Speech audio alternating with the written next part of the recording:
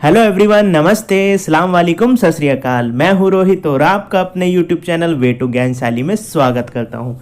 आज हम UP GIC civics 2021 mains written exam या कहे मुख्य लिखित परीक्षा की बात करेंगे, जो एक्सपेक्टेड है या अनुमानित है कि दिसंबर में कराई जाएगी, जिसमें हम कुछ आधार या बेस पर चर्चा करेंगे जो हमको और आपको रिटन एग्ज़ाम की रणनीति या कहें स्ट्रेटेजी तैयार करने में मदद करेगी। उस स्ट्रेटेजी में हम 4 चीज़ों को शामिल कर रहे हैं। सबसे पहले हमने क्या किया है, इस बार की जो 2021 का प्री हुआ है, आपका सिविक्स का एग्ज़ाम हुआ है जीआईसी का, इसका और जो पहले वाला एग्ज़ाम था उसके जो प्री एग्ज़ाम था उसको एनालिसिस करके हमने ये जाना है कि कितने क्वेश्चन किस स्पेसिफिक फील्ड या पेपर से आ रहे हैं। ठीक है, फिर दूसरा होगा सिलेबस पर फोकस करेंगे, जो हमें प्री और मेंस का सेम बताया गया, तो उससे हम रिलेट करके देखेंगे कि मेंस के क्वेश्चन कहाँ से ज़्यादा आ सकते हैं। ठीक है, अब जो हमारा तीसरा होगा, तीसरे में हम जानेंगे यूपी पीएससी सिविल सर्विस के पॉल साइंस के ऑप्शनल पेपर का हम एनालिसिस करेंगे, क्योंकि पहली बार ऐसा हो रहा है कि जीआईसी मेंस होगा और इसकी रणनीति के लिए हमारे पास ऑप्शन कुछ मिलता ही नहीं है। अगर जो मिल रहा है तो हमें पोल साइंस के ऑप्शनल पेपर मिल रहे हैं जो सिविल सर्विस के हैं, उसके आधार पर हम जान लेंगे कि कितना क्वेश्चन कहाँ से आ रहे हैं, उसके आधार पर ही अपनी रणनीति तैयार करेंगे। और अंत में हम जानेंगे मेंस के क्वेश्चन का क्या स्ट्रक्चर है, क्या मार्किंग है, क्या मार्क्स है, क्या क्वेश्चंस के कितने क्वेश्चन हमारे सामने आएंगे। चलिए फिर हम शुरू करते हैं।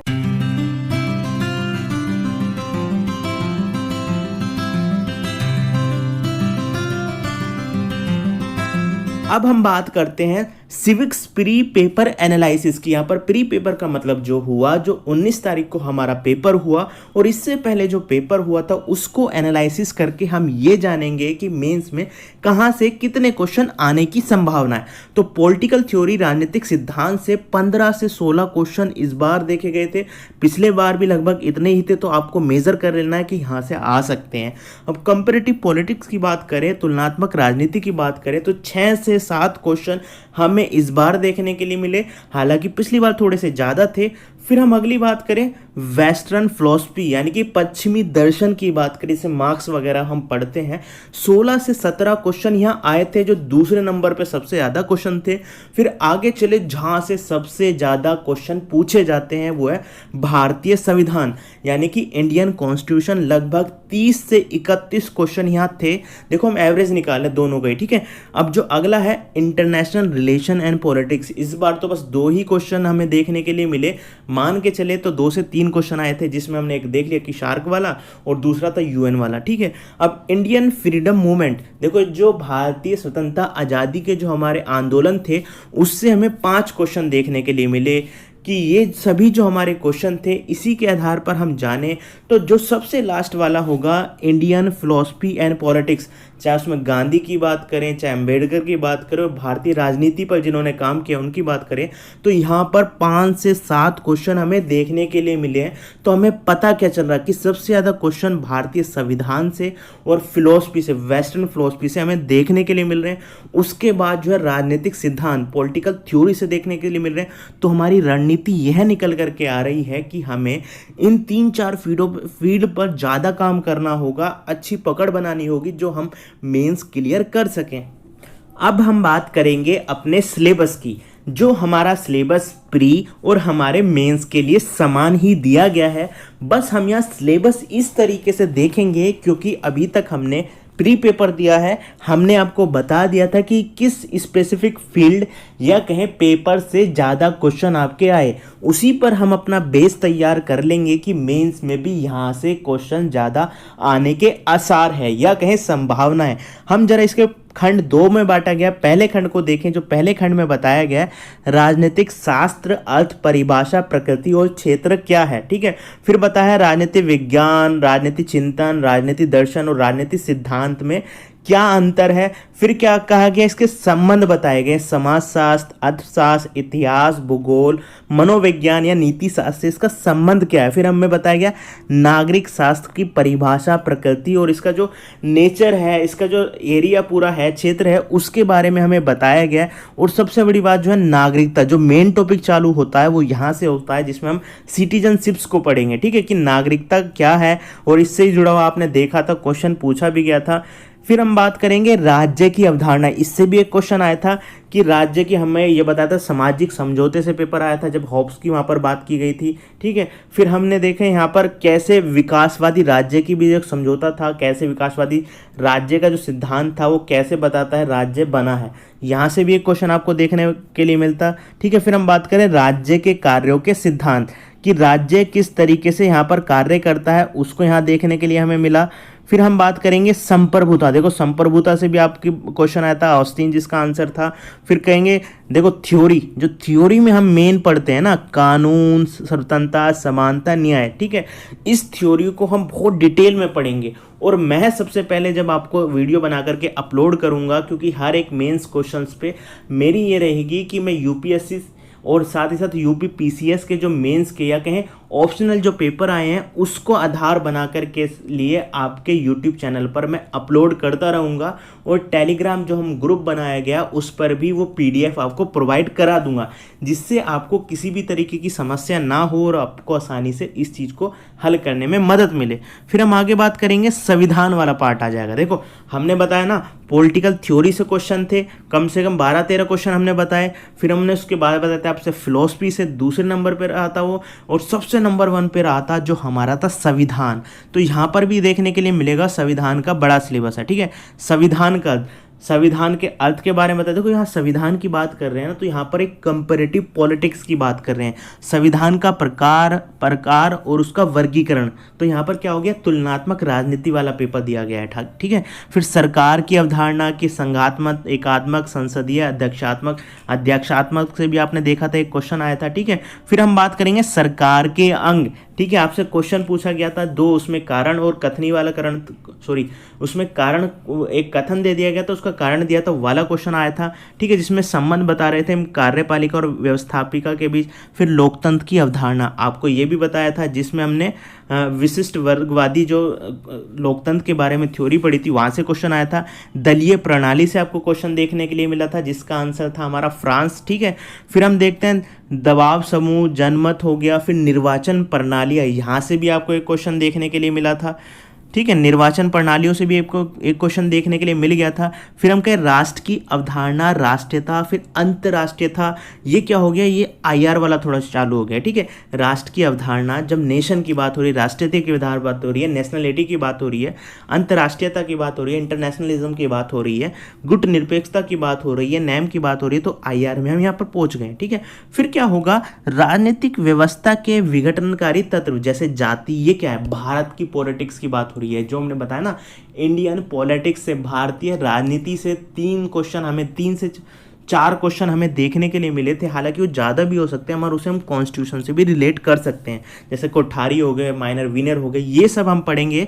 जाति भारत की राजनीति में क्या कार्य करती है, भाषा के बारे में, सांप्रदायिकता के बारे में, क्षेत्रवाद के बारे में, स्पेशली यूपी में भी क्षेत्रवाद आपको देखने के लिए मिलता है, ठीक है, जिसके आधार पर कहा जा रहा था कि यूपी को 4 टुकड़ों में डिवाइड किया जाएगा। और ये हो भी सकता है कि अगले वाले जो इलेक्शन होंगे सेंटर के, तो वहाँ पर सरकार कुछ ना कुछ ये स्ट्रेटेजी या रणनीति चल दे या बना दे, डिवाइड कर दे, ठीक है। फिर हम आगे बात करेंगे राजनीतिक विज्ञान में अभिनव प्रवृत्तियां, उदारीकरण, निजीकरण, भूमंडलीकरण, स्वतंत्रवाद, समानतावाद, गवर्नेंस से भी एक क्वेश्चन आपको देखने के लिए मिला था, ठीक है। राज्य, बाजार, भैंस हो गया, पंचायती राज, ठीक है। फिर नव सामाजिक आंदोलन, ये सारे ही देखिए नव सामाजिक आंदोलन के चांस भी हैं, क्योंकि अभी किसान आंदोलन चल रहा है और हम देखते हैं किसान आंदोलन की नई बातें या नए मुद्दे क्या निकल कर के आए, उसे भी हम नए सामाजिक आंदोलन में रखते हैं। तो ये सारा था हमारा। और आगे जब हम बढ़े तो हमें देखने के लिए मिलेगा, देखो सबसे आसान चीज़ क्या रखी गई है आपको इन चारों से, देखो यहाँ पर भारतीय राजनीतिक चिंतन या कहें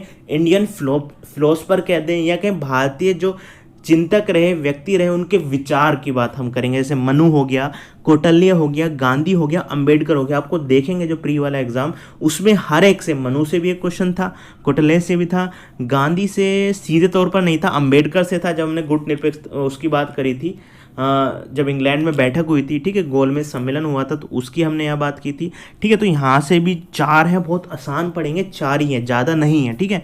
अब दूसरा कहें, जो दूसरा वाला पार्ट था, तो दूसरे वाले पार्ट में से भी हमने बताया था क्वेश्चन आए थे, चाहे वो 1919 का एक्ट के समय की बात हो, 1909 की बात करो, फिर हमने रिपन की बात की थी। तो ये सब भी 6-7 क्वेश्चन हमें देखने के लिए मिले थे। मगर जब हमने प्री का पेपर एनालिसिस किया, वो सिंपल था, तो हमें अंदाज़ा बहुत मुश्किल लगाने को मिला कि इसका लेवल क्या रहेगा, भारत में राष्ट्रीय आंदोलन का इतिहास को हम कितना डीपली जाकर के पढ़ें। मगर हमारा क्या होगा, राष्ट्रीय आंदोलन की बात हो रही है, तो हम क्या करेंगे, जो मेन जो घटनाएं हैं, ठीक है, जो मेंस में लिखी जाती है, गांधी का रोल हो गया, क्रांतिकारियों का रोल हो गया, उसे अच्छे से डील हम यहाँ पर कर लेंगे। साथ ही साथ हम यहाँ भी देख लेंगे यूपी से इसका कनेक्शन क्या है, उत्तर प्रदेश से कनेक्शन क्या है। फिर संविधान निर्माण सभा, ठीक है, संविधान निर्माण सभा में क्या होगा, मेंस में इसके क्वेश्चन कम आते हैं, ठीक है, प्री में आपने देखने के लिए मिले थे आपको। फिर जो मेन है अपने कॉन्स्टिट्यूशन के मैंने एनालिसिस किया था, 30 से 31 जो क्वेश्चन आए थे, उसी के आधार पर हम देखेंगे।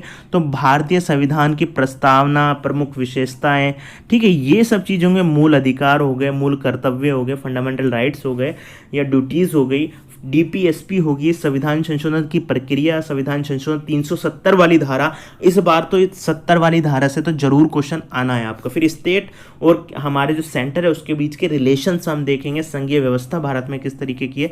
तो ये सर मोटा मोटी आप देखें तो यहाँ पर सिलेबस आपको देखने के लिए मिला।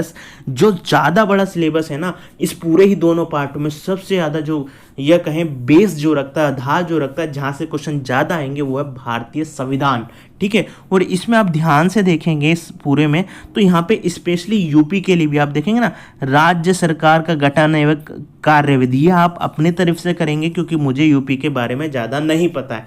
जितना हम बुक्स में पढ़ते हैं उतना तो हम जानते हैं, मगर आप हमसे ज़्यादा जानते होंगे। तो उत्तर प्रदेश के विशेष संदर्भ में है, तो आप ये अपनी तरफ से करेंगे। बाकी जितने भी विवाद होंगे, चाहे वो संघीय व्यवस्था से हो, चाहे वो राष्ट्रपति से हो, राज्यपाल से, वो हम आपको डिटेल में बताएंगे, प्रोवाइड कराएंगे नोट आपके टेलीग्राम ग्रुप में हम सेंड करेंगे बकायदा, ठीक है। आपको आसानी होगी, वो ना केवल इसी के लिए होगा, आपके नेट के लिए, जब फर्दर जितने भी एग्जाम होते हैं उसके लिए भी वो हेल्प करेंगे। और हम ऐसे करेंगे, जब एक जैसे हमने जस्टिस की थ्योरी पढ़ ली, रोल्स की, तो हम क्या करेंगे, वहाँ पे मैं नीचे प्रोवाइड करा दूंगा कि नेट में भी जो क्वेश्चन पूछे जाते हैं ना, कोशिश करूँ कि वो भी उसमें लिख दूँ मैं, जो आपको उसी से पूरा काम हो जाए। और मैं साथ ही साथ आपको क्या बताऊंगा, मैं बुक्स भी बताऊंगा। अगली वीडियो में बुक्स पे बताऊंगा जो मैं यूज़ करता हूँ, जो आपके भी काम आने वाली है, चाहे वो नेट की हो, चाहे वो मेंस की हो, आपके लिए भी काम आएगी। वो बुक्स पे सेपरेट वीडियो बनाऊंगा 5 से 10 मिनट की।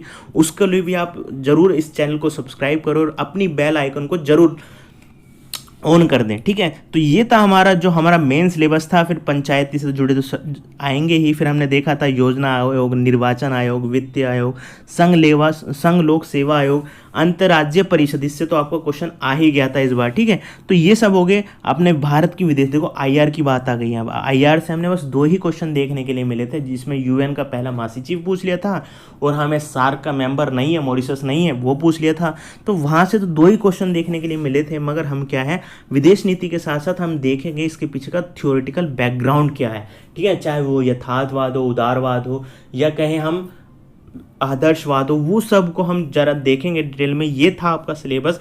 इसी के आधार पर हमें पता चला कि हमारा जो सबसे पहले क्वेश्चन हमको देखने के लिए मिलेंगे वो है आपका कॉन्स्टिट्यूशन। फिर हम जो मान करके चल रहे हैं कि फिलॉसफी, वेस्टर्न फिलॉसफी। हालांकि वेस्टर्न फिलॉसफी का मुझे लगता नहीं है कि ज़्यादा क्वेश्चन होंगे, क्योंकि यहाँ पर सीधे तौर पर किसी भी वेस्टर्न थिंकर का नाम नहीं लिया है, समाजवाद कहीं लिख दिया है, ठीक है, ये सब चीज़ें लिख दी है। तो उसके आधार पर जो मेन होंगे, जैसे अरिस्टोटल, मार्क्स, ठीक है, रूसो, ये थोड़ा सा हम डील जरूर कर लेंगे। और वो अभी आगे हम देखेंगे यूपी पीसीएस के जो सिलेबस पेपर हैं उससे थोड़ा सा एनालिसिस करके हम जान लेंगे। मत दूसरे नंबर पे जो आप रखेंगे इसमें, वो रखेंगे पॉलिटिकल थ्योरी, राजनीतिक सिद्धांत, क्योंकि यहाँ पर दिया गया है साफ तौर पे फ्रीडम की थ्योरी दी गई है, या कहें इक्वालिटी के बारे में बताया गया। फिर हम तीसरा देखें जस्टिस की, रोल्स के बारे में बताया गया, तो उसे हम अच्छे से डील करेंगे। देखो अब जरा हम यहाँ डील करते हैं, जरा देखते हैं जो हमारा यूपी पीसीएस का सिविल सर्विस का जो एग्ज़ाम ऑप्शनल में पोल साइंस का आया था उसके क्वेश्चंस को एनालिसिस करके हम जान लेंगे कि क्या हमारे क्वेश्चन ऐसे आ सकते हैं, और इसी को हम बेस बनाएंगे। याद रखना आने वाले जो वीडियो होंगी इन्हीं सब पेपर्स को बेस बना करके होगी। जैसे पहला क्वेश्चन है, व्यवहारवाद की क्या मुख्य विशेषता है, क्या व्यवहारवाद राजनीतिक विज्ञान में क्रांतिकारी चरण का प्रतिनिधित्व करता है। तो ये भी क्वेश्चन बहुत मेन है कि कैसे वहाँ पर वैल्यू से निकल करके वो कहाँ पर चला गया, फैक्ट पे चला गया, कि ये कहा कि हम राजनीति में जो हमारी समस्या होती है, सिद्धांत हम देते हैं, तो हम जिस तरीके से साइंटिफिक रूप से हम लैब में जाकर के परीक्षण करते हैं वैसे ही समाज में जाकर इस व्यवहारवादी अप्रोच को कि हमें क्या करना चाहिए पर नहीं क्या होना चाहिए पर फोकस होके आगे बढ़ना चाहिए। तो ये पूरी तरीके से हम बिहेवियरलिज्म की थ्योरी भी आपको डिटेल में बताएंगे, एक एक चीज़ बताएंगे, शॉर्ट में नोट्स भी देंगे जो आपको पूरी तरीके से आपके दिमाग में फिट हो जाएंगे। ठीक है, फिर अगला क्वेश्चन देख लें, हमें राजनीतिक सिद्धांत का अध्ययन क्यों करना चाहिए और इसकी मुख्य विशेषता क्या है। देखो अब राजनीतिक सिद्धांत का क्षेत्र छोटा नहीं हो गया, अब बहुत बड़ा हो चुका है। यहाँ पर इन्वायरमेंट को भी राजनीतिक सिद्धांत में हम शामिल कर देते हैं, महिलाओं के नए नए मुद्दे उभर करके यहाँ पर हैं, थर्ड जेंडर भी यहाँ निकल करके आता है। ठीक है, परमाणु समस्या निकल करके आती है, तो उसे भी हम, परमाणु समस्या का मतलब हो गया कि राजनीतिक सिद्धांत में इसे आईआर लेवल पे भी हम ले जाते हैं। जैसे कि हम जॉन रॉल्स की थ्योरी को देखें ना, वो अंतर्राष्ट्रीय स्तर पर क्या बात करती है न्याय की, तो इसका क्षेत्र है ना बहुत वास्ट हो चुका है, बहुत बड़ा हो चुका है। तो यहाँ पर ये बहुत सिंपल क्वेश्चन है, मगर जितना आप अपनी तरफ से दे पाएंगे, कुछ अपना या कहें रिसोर्सेज भी प्रोवाइड करा पाएंगे, फैक्ट यहाँ पर डाल पाएंगे कि कौन सा विचारक ये कहता है, तो आपका क्वेश्चन और मजबूत हो जाएगा। ठीक है, तो हम आपकी पूरी कोशिश करेंगे इसे कराने में। फिर है, लोकतंत्र के उदारवादी सिद्धांत की मार्क्सवादी आलोचना की व्याख्या कीजिए। आपको सभी पता है मार्क्सिस्ट के जो जो मेन थिंकर होंगे उनकी जो कोट होंगे उसके द्वारा आपको हम हल कराने की कोशिश करेंगे। ठीक है, फिर अगला बात है, संप्रभुता क्या है, यानी कि सॉवरेनिटी क्या है, उसका जो परंपरागत और बहुलवादी सिद्धांत का आलोचनात्मक मूल्यांकन किया। देखो परंपरागत क्या था, एक तत्व वाली बात करता है। ठीक है, जब बाद में जब हम आए तो हमें बहुलवाद देखने लग गया कि आप भी समाज में रहते हैं, हम भी समाज में रहते हैं, तो हम दोनों के विचार, हम सभी के विचार अलग अलग हो सकते हैं। तो बाद में संप्रभुता का विचार जो निकला वो बहुलवाद वाला निकला। ठीक है, तो इसको हम जानेंगे। फिर सामाजिक समझौता सिद्धांत का वर्णन क्या है। ठीक है, इससे रिलेटेड आपको क्वेश्चन भी देखने के लिए मिला था इस बार प्री में। फिर क्या है, देखो ये अगला क्वेश्चन भी था, स्वतंत्रता और समानता एक दूसरे की विरोधी नहीं बल्कि पूरक है। तो ये क्या पॉलिटिकल थ्योरी का क्वेश्चन है। तो हम अभी तक जो क्वेश्चन को देख पाए जो थ्योरी के ही यहाँ तक सारे ज़्यादा देखने के लिए मिले, राजनीतिक सिद्धांत के देखो यहाँ पर कौटिल्य भी आ गया। तो हम यही मान करके मैंने पेपर को निकाला था, क्योंकि हम ये कहते हैं ना कि हमारे पास कुछ नहीं, हारे का सहारा बाबा राम श्याम हमारा। तो हम क्या कहते हैं कि अभी हमारा हारे का सहारा क्या है, हमारे यूपी पीसीएस के जो पेपर है ना, ऑप्शनल पेपर हैं सिविल सर्विस के, वही हमारे हारे के सहारे हैं। कि हमें सबसे बड़ी चीज़ होती है कि हमारे सामने कोई पैटर्न तो होता है ना, कुछ क्वेश्चन एग्जाम्पल के लिए मिल जाते हैं, तो हमें तैयारी करने में आसानी होती है। और मैं कह रहा हूँ आइडियल आप इसको ही माने, इन पेपर को ही माने, इससे आपके पूरे जो आने वाले मेंस में क्वेश्चन होंगे आप अच्छे से हल कर पाएंगे। क्योंकि यहाँ पर कौटिल्य का भी है देखें, फिर दूसरा नंबर गांधी का भी है, फिर अंबेडकर भी है।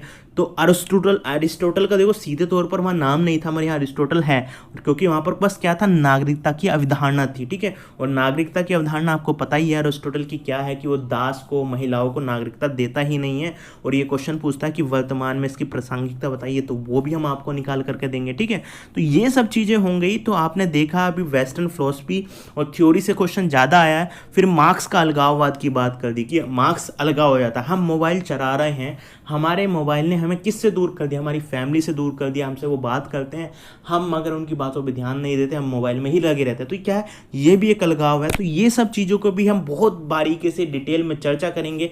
गारंटी मेरी होगी कि बहुत चीज़ों में, जिस चीज़ में मेरी एक्सपर्टीज़ है, जिसमें मुझे अच्छा ज्ञान है, वो आप तक प्रोवाइड कराऊँ। यहाँ पर अच्छे ज्ञान की बात ये हो गई कि आप भी बहुत सारी चीज़ें जानते हैं। वो जो हमारा टेलीग्राम का ग्रुप होगा उस पर आप भी अपने विचार शेयर करेंगे। और क्वेश्चन क्या होंगे, हम तो आपको क्वेश्चन खुद से ही देंगे, आप जो अपनी मर्जी से कहेंगे कि सर ये वाले क्वेश्चन पे आप वीडियो बनाइए या इस पर हम डिस्कस करेंगे, तो वो भी हम वीडियो आपको प्रोवाइड कराएंगे, उसके नोट्स भी आपको प्रोवाइड कराएंगे। ठीक है, फिर सीमित सरकार पर लोक के विचारों का वर्णन किया। देखो ये फिर फिलोसफी का क्वेश्चन आ गया है, वेस्टर्न फिलोसफी का। लोक का क्या, सीमित सरकार। जैसे हम अपने नरेंद्र मोदी को देखते हैं, प्रधानमंत्री को देखते हैं, वो क्या कहते हैं, मिनिमम गवर्नमेंट मैक्सिमम गवर्नेंस क्या है ये विचार, ये किसने दे दिया था? ये लॉक ने पहले ही दे दिया था, फिर गांधी भी इस चीज़ की बात में चर्चा करते हैं। तो आप सीधी चीज़ों को ना रिलेट कर पाएंगे तो बहुत अच्छे से आपका एग्जाम में आंसर आप लिख पाएंगे और गारंटीड अच्छे नंबर भी आप लेके आ पाएंगे। ठीक है, फिर भारतीय संविधान की प्रमुख विशेषताओं के बारे में बताइए, ये सब चीज़ों को हम देखेंगे। ये क्या है, बी वाला इसमें पोर्शन जो है ना सारा ही हमारे कॉन्स्टिट्यूशन है, चाहे वो जुडिशियल रिव्यू की बात करो या क्या कहें, हाँ रिव्यू की बात करें, फिर मंत्रिमंडल के सामूहिक दायित्व की बात करें, क्या कहते हैं जो हमारी मंत्री परिषद है, मंत्रिमंडल है, वो क्या है कलेक्टिव रिस्पॉन्सिबिलिटी होता है, उसके बारे में डिस्कस में ब्रीफ में डिस्कस करेंगे। मगर हर इसका जो कॉन्स्टिट्यूशन होगा ना, इसका आपको एग्जाम्पल भी दिमाग में रखना होगा कि घटना वर्तमान में या इतिहास में ऐसी कोई घटी है तो उसका एग्जाम्पल भी हम समय समय पर इसका वीडियो में हम आपको देंगे। ठीक है, तो पंचायत तो जरूर आएगा, पंचायत से तो आना ही आना है। ठीक है, फिर क्या है रिट की बात कर दी है, जो सारे कई सारी रिट होती हैं उसके बारे में बताइए। देखो हमने कहा ना, फिर भारतीय पॉलिटिक्स पर, इंडियन पॉलिटिक्स पर भारतीय राजनीति में जाति के प्रभाव का आलोचनात्मक मूल्यांकन कीजिए। मैं इसके बारे में एक अच्छी बुक दूंगा, उसमें वो थोड़ी सी कॉस्टली होगी, मगर क्या होगा मैं उस बुक के ना आपको चैप्टर प्रोवाइड करा दूंगा। ठीक है, चाहे वो जाति से हो, चाहे वो कास्ट से, रिलीजन से, सांप्रदायिकता से, इन सब से। उसका ना बुक तो शायद अभी आप ना खरीदे, वो इंग्लिश में बुक है, मगर कोशिश करूंगा मैं समझा दूंगा पहले आपको, और वो आपकी पीडीएफ आपको, वो बेस्ट बुक है। उसमें ना जो बड़े बड़े हमारे स्कॉलर्स रहे हैं, जो बड़े बड़े नाम है इसमें, उनके आर्टिकल्स हैं। ठीक है, जो आपको बेस प्रदान करेंगे। फिर राष्ट्रीय मानवाधिकार आयोग, ये भी संविधान के अंदर की बात है। तो हमने देखा जो यहाँ पर सारा था, यहाँ पर जो है क्या निकल कर आया, संविधान के क्वेश्चन इसमें भी ज़्यादा पूछे गए हैं। अब जो पॉलिटिकल साइंस का जो पेपर था हमारा ऑप्शनल, उसका दूसरे वाले पार्ट की बात करें, दूसरा वाला जो पेपर था, 2 पेपर होते हैं क्योंकि इसने भी यूपीएससी वाला पैटर्न अपनाया हुआ है। 2 पेपर वहाँ पे भी आते हैं ऑप्शनल में, यहाँ पे भी आते हैं। ठीक है, तो ये क्या है, आईआर से क्वेश्चन आ गए, इंटरनेशनल रिलेशन एंड पॉलिटिक्स से क्वेश्चन आ गए। पहला ही क्वेश्चन है, अंतर्राष्ट्रीय संबंधों का क्षेत्र आज अपेक्षाकृत न केवल स्पष्ट अपितु व्यापक भी हो चुका है, बहुत एक्सटेंड हो चुका है, एक्सपेंड हो चुका है। तो क्या है, अपने परमाणु मुद्दे भी आ गए, इन्वायरमेंट भी आ गया, अब तो कोरोना जैसे मुद्दे भी आ गए, महामारी जैसे मुद्दे भी आ गए, आतंकवाद जैसे मुद्दे भी आ गए। तो एक्सपांड तो अपने आप इंटरनेशनल रिलेशन का क्षेत्र होगा ही। ये क्वेश्चन ये था। फिर अगले क्वेश्चन की बात करें, समकालीन अंतर्राष्ट्रीय संबंध यथार्थवादी सिद्धांत से अधिक प्रभावित है। तो देखो हमारे सर जब हम अपने ग्रेजुएशन से एक ही बात करते थे कि जब भी हम युद्ध के मैदान में होते हैं तो हमारा जो शांतिपूर्ण समझौता होता है वो वार्तालाप की चौकी पर ही होता है। हम लड़ भीड़ कितने ही लेते हैं, वो यथार्थवाद है। जब अंत आता है तो हम आदर्शवादी बन जाते हैं। मगर हम क्या है, कोई भी रिलेशन की बात करें, स्पेशली वेस्टर्न कंट्री अमेरिका के लिए, उनके लिए आदर्शवाद मायने रखता नहीं है। हमारे लिए, इंडिया के लिए एक आदर्शवादी भूमि है। तो ठीक है, ये सब चीज़ होंगी। हम इंडिया का भी, आपको जब कोई भी थ्योरी पूछी जाएगी ना आईआर में भी, इंडिया का भी जो इस पे व्यू है, जो स्टैंड इंडिया का ना, वो भी डालेंगे। जो आपका एग्जामिनर होगा, जो आपकी कॉपी चेक करेगा, वो भी आपके लिए खुश हो सकता है कि इस बच्चे को या इस कैंडिडेट को बहुत नॉलेज है। ठीक है, अपनी शब्दों में स्पष्टता भी है, अपने कॉन्सेप्ट में स्पष्टता भी है, ये सबको उन्हें पता चल जाएगा। ठीक है, अब अगले क्वेश्चन की बात करें, किस प्रकार, देखो हम ज़्यादा क्वेश्चन डीप में नहीं जा रहे हैं। मैं सोच रहा था दूसरा क्वेश्चन पेपर भी लूंगा अगले साल का भी, मगर क्या है यही वीडियो लंबी हो जाएगी, इसलिए एक ही पर बात कर लेते हैं। मगर मैं टेलीग्राम ग्रुप में भी ये क्वेश्चन पेपर आपको सेंड कर दूंगा। ठीक है, फिर हम बात करते हैं कि अंतर्राष्ट्रीय राजनीति में शत्रु। देखो यही सब चीज़ें हैं जो आईआर के क्वेश्चन कितने सारे यहाँ पर दिए गए, सभी आईआर के हैं। मगर जो हम अपना सिलेबस देखा था जीआईसी का, उसमें आईआर ज़्यादा नहीं था, ना ही स्पेसिफिक थ्योरी सामने रखी थी, यथार्थवाद क्या है, आदर्शवाद क्या है, उदारवाद क्या है आईआर के परिप्रेक्ष्य में। तो हम क्या करेंगे, बस ना जो मेन थ्योरी होंगी और उसे करंट से रिलेटेड करेंगे, जैसे तालिबान से रिलेट कर देंगे। फिर हम कहते हैं क्वाड ग्रुप जो है, अब वहाँ मोदी जी गए हैं तो अमेरिका के संबंधों की बात हो सकती है। जो अपना नया पेपर में क्वेश्चन आएगा तो अमेरिका के संबंध और भारत के संबंध इस समय क्या है, क्या उसमें क्वेश्चन ये पूछ सकता है, चीन को काउंटर करने के लिए अमेरिका और भारत किस तरीके से रणनीति अपनी बनाए इंडो पैसिफिक में। फिर अगला क्वेश्चन हो सकता है, तालिबान का भारत पे किस तरीके से प्रभाव पड़ेगा अंतर्राष्ट्रीय स्तर पर या यूएन पर, अब क्या सुधार की जरूरत है, क्योंकि तालिबान जैसे इस संगठन को, आतंकवादी संगठन को वो रोक नहीं पा रहा है। तो ये सब चीज़ हम देखेंगे। या भारत की जो है, ये कहें कि भारत की दावेदारी यूएन की सुरक्षा परिषद की जो स्थायी सदस्यता है उसके लिए कितनी प्रबल है, इस सब पे तो हमने वीडियो भी बनाई हुई है, आप हमारे यूट्यूब चैनल पे देख सकते हैं। चाहे वो तालिबान पर हो, भारत पर क्या इफेक्ट करेगा, कि हमारी यूएन की सीधे पे सदस्यता, जो स्थायी सदस्यता की बात है, उस पर भी सेपरेट हमने वीडियो बनाई हुई है, ठीक है, बहुत डिटेल में बनाई है।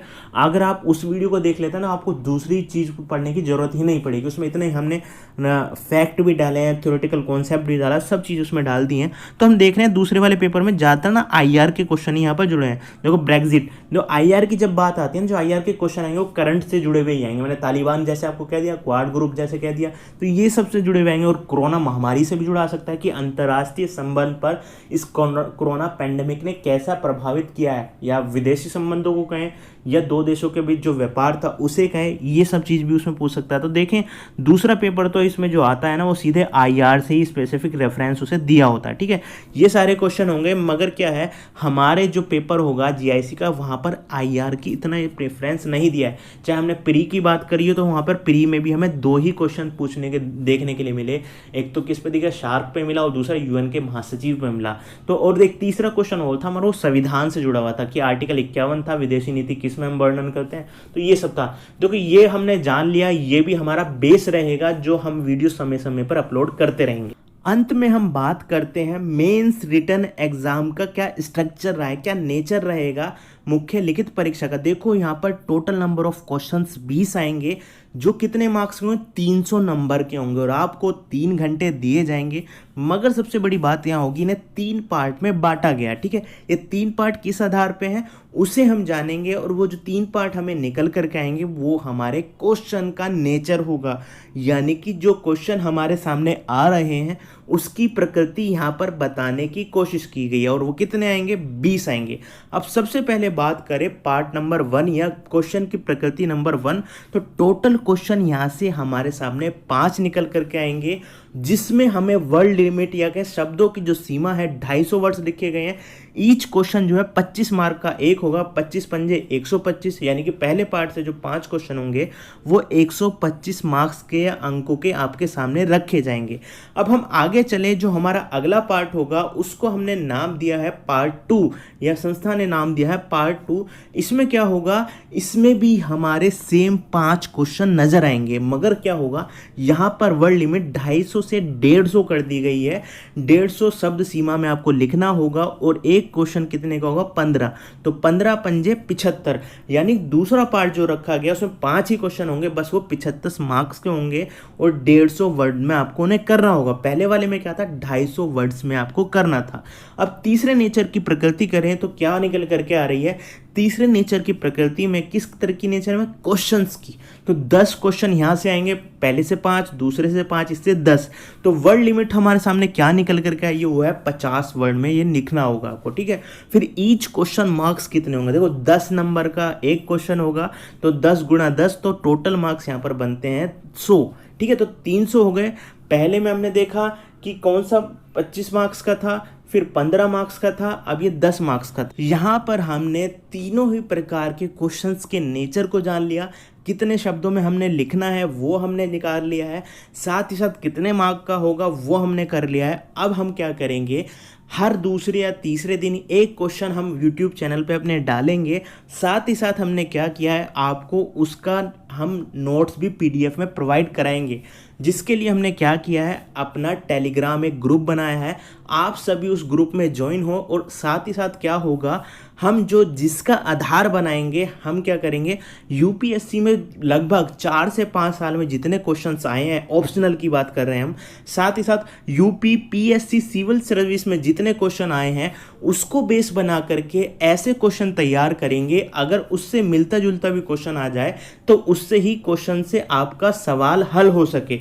तो आप हमारे साथ जुड़े रहिएगा, हमारे टेलीग्राम वाले ग्रुप में भी आप ज्वाइन कर लीजिए। हम क्योंकि जब वीडियो आपकी आ जाएगी उससे अगले दिन या उसके शाम तक क्या करेंगे, उस क्वेश्चंस को हम उसके अंदर डाल देंगे PDF फॉर्म में, ठीक है।